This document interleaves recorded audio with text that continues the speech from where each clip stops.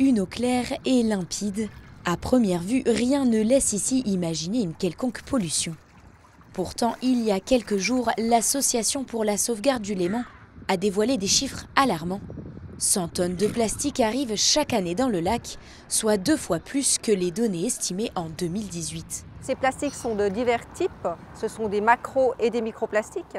Là, on a une plus grosse proportion de microplastiques en fait. Ces microplastiques sont issus entre autres des poussières de pneus, 33 tonnes arrivent dans le Léman par ce biais, mais également des peintures utilisées pour les bâtiments.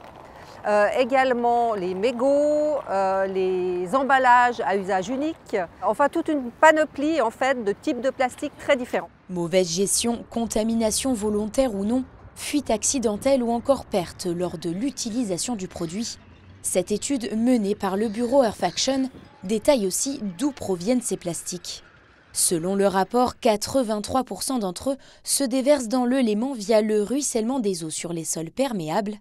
Pour l'association, il y a donc urgence à enrayer ce phénomène. On a travaillé sur des trajectoires possibles, sur des actions à mettre en place, que ce soit tant en amont, c'est-à-dire par exemple des interdictions de certains types de plastique, ou alors des incitations à changer certaines pratiques, de pouvoir aussi par exemple proposer des nouveaux matériaux à la place des plastiques utilisés, d'améliorer aussi la gestion des déchets, d'améliorer les infrastructures et également une volonté de communiquer, de sensibiliser tant le public mais aussi les autorités, de donner des outils aux gestionnaires pour qu'on puisse faire changer les choses. Autant de scénarios exposés dans l'étude qui permettraient de réduire de 75% la présence de plastique dans le Léman d'ici 2040.